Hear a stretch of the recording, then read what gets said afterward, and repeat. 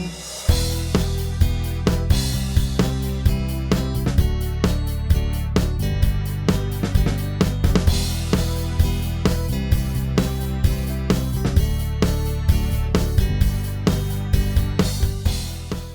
other words, it was a message that could not be revealed to someone who was living in earthly things. They were able to listen to the parable, but not able to understand the hidden message. Yeshua teaches that we must be ready to hear in order to receive, because otherwise, even what we have, or even what we think we have, is lost. The parable of the lamp is a complement of the parable of the sower. As it says in verse 18, therefore pay attention how you hear. Those who listen to my teachings will be given greater understanding, but those who do not listen will be taken away even what they think they understand. This exhausts what we have been studying throughout this chapter, putting the Father's word into work, not only receiving and acting according to our emotions, but putting it into practice, so we can be considered even more like the family of the Messiah. Hello everybody, my name is Itawane. I welcome you all to a new video where we'll be studying the Gospel of Luke, chapter 8, verse 4, and chapter 9, verse 1 and 9. The title of the study is The Good Heart Receives the Seed by Believing and Obeying. In this chapter, we'll be studying the first parables that are described in the Gospel of Luke. In these parables, we will learn the importance of not only reading and accepting the word of the Father, but most importantly of applying the teachings into our life, which will guide us and help us on this pilgrimage.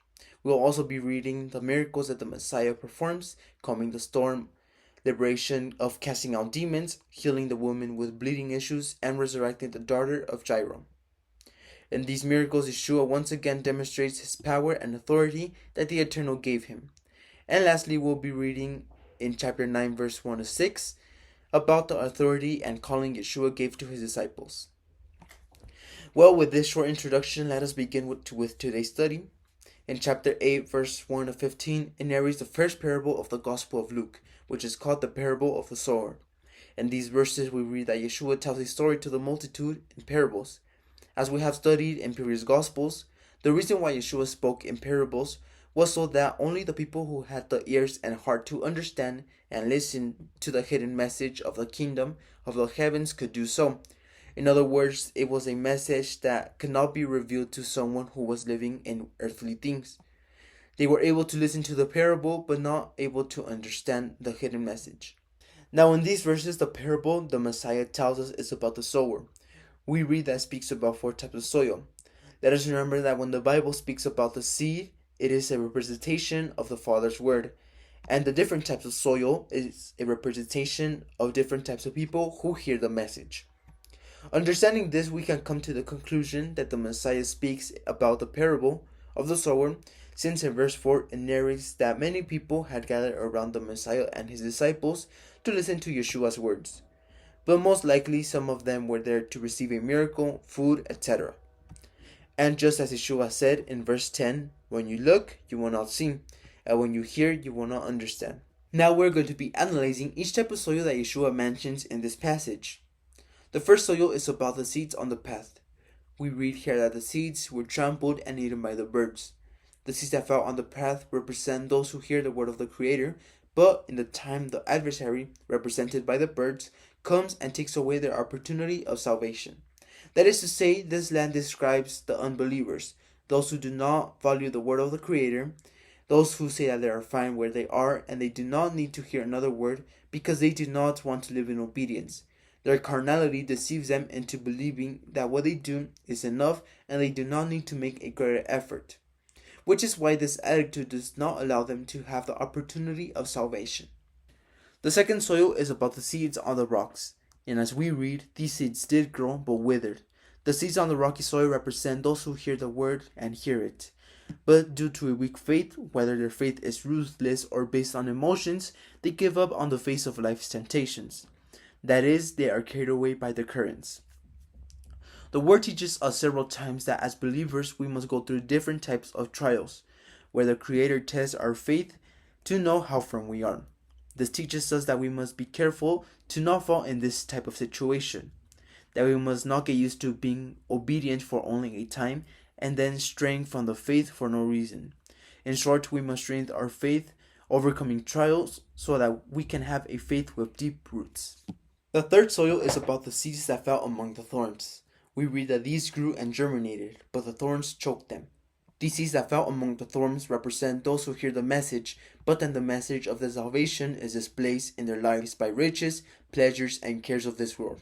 This represents those people who want to follow the Creator and serve Him, but what holds them back are the riches, cares of this world.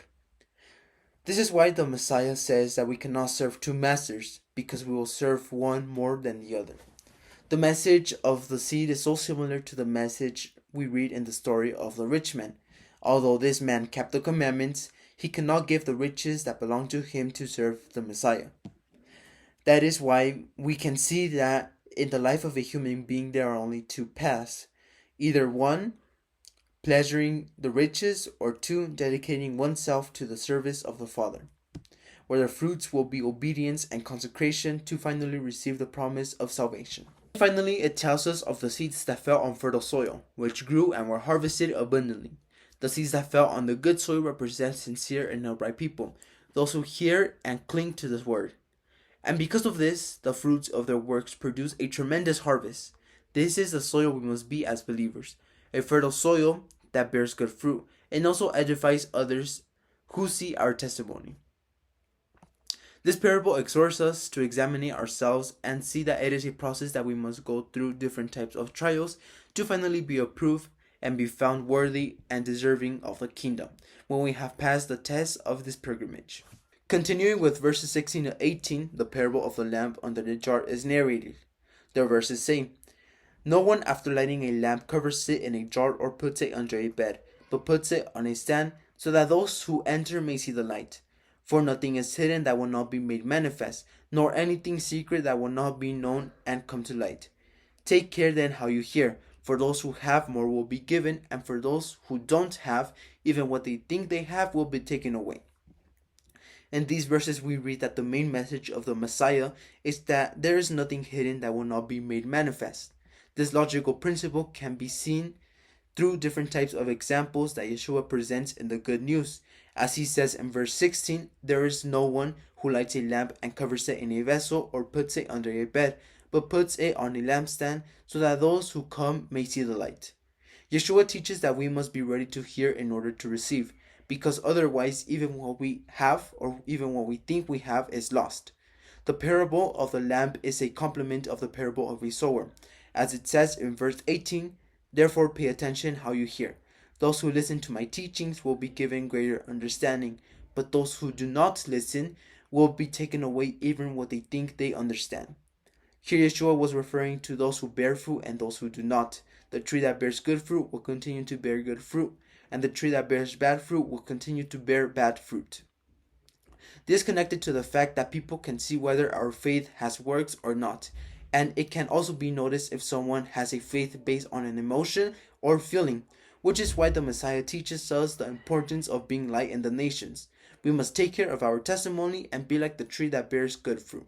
Continuing with verses 19 to 21, the story of the true family of the Messiah is told. In this story, we read how the Messiah's family wanted to approach him, in this case his mother and his brothers. When they told the Messiah this, he responded, "My mother and my brothers are those who hear and do the word of my Father." In short, his family wanted to be recognized by him, and at the same time they asked him to go with them. This can be taken as his mother and brothers want to rescue Yeshua from the gossip that was being said about his divine nature. And in their carnality, they tried to get him out of where he was involved, which was to announce the word, perform miracles, and denounce all the works of the darkness. So they tried to avoid his death, but the answer that Yeshua gives is forceful and evidently that he was not interested in his carnal family, if they do not align themselves to listen and obey the word of the Father. Here we have an attitude that leaves us with a lesson, and this to understand how brothers in the faith are superior even to the earthly family. Because if we analyze what Yeshua teaches us, this is that the brothers in the faith transcend a barrier from the carnal to the spiritual. And this is a great learning for us as believers, to see our brothers in the faith with empathy and mercy, knowing that the ties that unite us together are greater. This exalts what we have been studying throughout this chapter, putting the Father's word into work, not only receiving and acting according to our emotions, but putting it into practice, so we can be considered even more like the family of the Messiah. From verses 22 to 25, we read that Yeshua calms the storm. We must use this representation that the scripture gives us to maintain our guard and not to give up upon temptations, but to strive each day and put our trust in the Father, so that the waters, which in the scriptures are represented by the nations, cannot stop us or take away this faith in which we have preserved. We see that the disciples had a type of insecurity about following the Messiah. They thought that they were going to be able to sustain themselves in the world, but with Yeshua's high demands. So the test came to them, one of them interesting being a storm. The water within this event represents the nations. In this case, the water was so agitated that it tries to sink our boat in danger. This represents how strong the influence of the world is, which is constantly trying to knock us down or take away our faith using our carnality. We can also see this representation by the strong winds that represent the bad spirits, those who want to harm us. But however, Yeshua was there with his disciples to support them to not be afraid, to make sure that he was in the boat with them. Everything that they were going through represented a greater danger. Yeshua wanted them to be confident. This is precisely what happens to us if we have believed in Yeshua. He promises to be there even in the midst of the most difficult trials. We must trust that he is our boat. No matter how difficult the situation may seem, he will take care of us from turning over. In this case, the disciples had seen various events where they were amazed by the miracles, healings, resurrections of dead that Yeshua made. And although we know that the prophets also performed miracles in their time, but the disciples saw this and they were amazed. And their exclamation was no doubt, but rather of surprise. So much that they were amazed that Yeshua had so much authority that even the nature obeyed him. In verses 40 to 56, we read of two surprising miracles that Yeshua performed on two women with different types of problems. These healings, although they were miracles, also had a lesson which was in regard of the two houses, Israel and Judah, where the spiritual condition of both houses was reflected. We see that the 12 years that characterize these two women is an interesting shadow of the 12 days represented in the Torah of the woman when she's in her nidah. On one hand, there's this 12-year-old girl who died, who surely represents the house of Ephraim, who died because of its impurity, its rebellion, and its wickedness. This impurity of both women cannot be removed.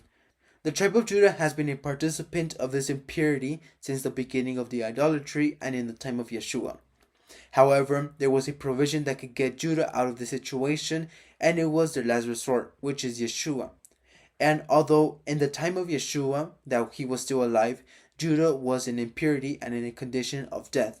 However, that woman who approaches secretly plays the exact role as Judah, who secretly receives Yeshua and believes in him. In these verses, we can see an interesting figure that it shows us the two houses of Israel in the same condition, living in impurity and in need of a liberator, who is Yeshua.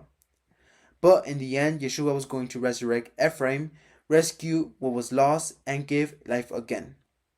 And who was going to come to heal of his impurity is Judah.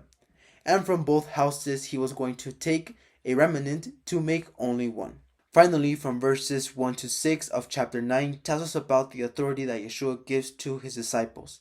As we have been studying in the previous Gospels, the mission that the disciples had was to bring the message of the kingdom to Israel and the nations. Being sent by the Messiah, they also received the authority, not only to cast out demons, healings, and miracles, etc., but also this was a purpose of showing to the people that they were true disciples of the Messiah, accompanying him with good testimony and bearing good fruit. In addition to these gifts that Yeshua gave to his disciples, they were to apply them in obedience and consecration. Thank you everybody for accompanying us throughout this whole video. I hope this video has edified you, and I hope to see you guys soon. My name is Tito once again, and Shalom.